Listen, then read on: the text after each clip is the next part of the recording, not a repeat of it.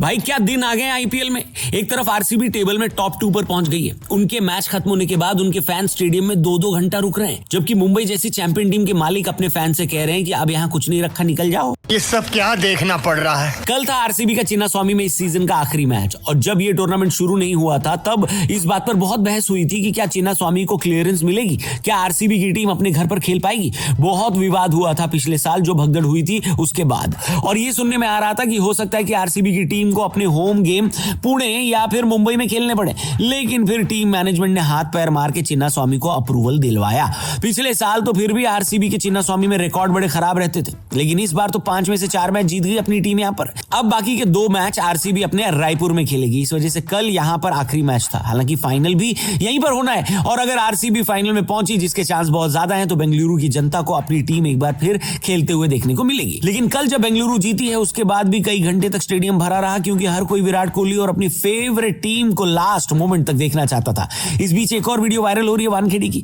जितना दीवानापन आरसीबी के फैंस में आरसीबी के लिए है, मुंबई वालों में मुंबई के लिए उससे कम तो नहीं होगा। लेकिन मुंबई की परफॉर्मेंस ऐसी थी कि चेन्नई के खिलाफ मुंबई के मालिक आकाश अंबानी सूर्य कुमार यादव के आउट होने के बाद बीच मैच में उठकर चले गए, और जाते जाते उन्होंने मुंबई के फैंस को भी इशारा किया कि आप लोग भी चले जाओ। ये वीडियो इस वक्त बहुत वायरल है, इस पर आपका क्या कहना है? मुंबई की टीम इस तरीके का बिहेवियर क्या डिजर्व करती थी? कमेंट करके जरूर बताना। फिलहाल हम आपको कल के मैच के बारे में बताते हैं। प्रिंस वर्सेस किंग बोलकर ये मुकाबला बेचा जा रहा था। यहाँ पर प्रिंस की टीम टॉस हारी और उनको पहले बैटिंग करने आना पड़ा। जब गुजरात पहले बैटिंग करने आई तब 2 तरह के गुजरात हमें देखने को मिले। एक तो था ड्राई स्टेट वाला गुजरात, यानी शुभमन गिल जो कि अपने बेस्ट फॉर्म में नहीं थे, या हो सकता है कि वो फॉर्म में थे लेकिन ज्यादा रिस्क नहीं लेना चाहते थे, क्योंकि दूसरे एंड से साई सुदर्शन मार ही रहे थे। लेकिन गिल 24 गेंद में 32 बनाकर आउट हो गए, जबकि दूसरी तरफ साई सुदर्शन जिनकी फॉर्म खराब थी, उन्होंने कहा 4 चवन्नी घोड़े पे खराब फॉर्म मारो हथौड़े से। क्या बोला तूने? मैं आपको ऑलरेडी बता चुका हूं कि चीफ सिलेक्टर अजीत आगरकर को कितनी परेशानी होगी इस आईपीएल के बाद। लगभग हर ओपनर बढ़िया खेल रहा भाई। अब इसमें एक और नाम जुड़ गया है, साई सुदर्शन, जिन्होंने इस टूर्नामेंट की 6ठी सेंचुरी लगा दी है, और ये सेंचुरी लगाने वाले 5वें बल्लेबाज बन गए, क्योंकि एक संजू सैमसन है जिन्होंने 2 लगाई है। भाई ये बात सबको पता है कि गुजरात का टॉप ऑर्डर अगर आउट हो जाए तो उनकी शक्तियां बिल्कुल वैसी ही चली जाती हैं जैसे धूप चले जाने के बाद जादू की शक्तियां चली जाती थी। लेकिन इतना बेसिक फैक्ट पता होने के बावजूद कोई गुजरात का टॉप ऑर्डर आसानी से हिला नहीं पाता, क्योंकि कभी शुभमन गिल चल जाते हैं तो कभी जॉस बटलर, और कल बारी थी साई सुदर्शन की। लेकिन दिक्कत पता है क्या? गुजरात का स्कोर 12 ओवर के बाद बिना विकेट के 121 था।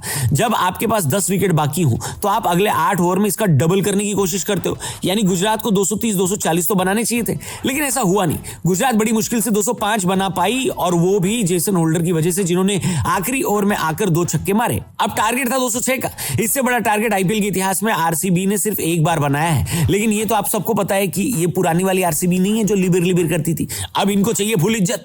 205 जैसे छोटे मोटे टारगेट तो अब ये टीम हंसते खेलते बना लेती है। हालांकि डीएसपी सिराज ने जाल फेंका और वाशिंगटन सुंदर अगर कैच पकड़ लेते तो विराट कोहली पहले ही ओवर में आउट हो जाते, और फिर इस गेम का रिजल्ट कुछ और हो सकता था। लेकिन वाशिंगटन सुंदर के हाथों से जब कैच छूटा उसके बाद विराट कोहली को कोई पकड़ने वाला था नहीं। दूसरे विकेट के लिए जो देवदत्त पडिक्कल के साथ उनका पार्टनरशिप हुआ ना भाई साहब, सही मायने में मैच यहीं पर खत्म हो गया। देवदत्त भाई तो बॉलर्स को देवदास बनाने के लिए आजकल मैदान में आते हैं। 20 बॉल में उन्होंने हाफ सेंचुरी लगा दी। बल्लेबाजी ऐसी जिसको देखकर विराट कोहली भी भयंकर खुश हो गए, और जब देवदत्त आउट हुए तो किंग कोहली ने मैच अपने पाले में लिया और दिखा दिया कि जब मैटर बड़ा होता है तो किंग खड़ा होता है।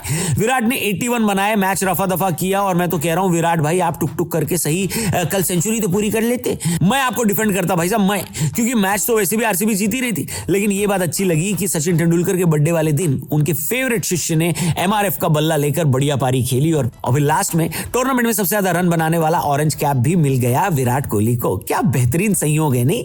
विराट कोहली की इनिंग आपको कैसी लगी कमेंट करना। इससे बड़ा सवाल है कि अगर आप गुजरात के फैन हो तो बताना कि भाई टीम क्या कर रही है, सारे गेंदबाज बढ़िया हैं, टॉप ऑर्डर इतने बढ़िया हैं, फिर भी जीत क्यों नहीं पा रहे लोग? इस सवाल का जवाब भी कमेंट बॉक्स में देना अगर आपके पास जवाब है तो। बाकी आज 2-2 मैच हैं, इसलिए 2-2 वीडियोस आएंगी। चैनल सब्सक्राइब करना। जल्दी मिलते हैं। Thank you for watching. Goodbye. जय हिंद। रणतंत्र है।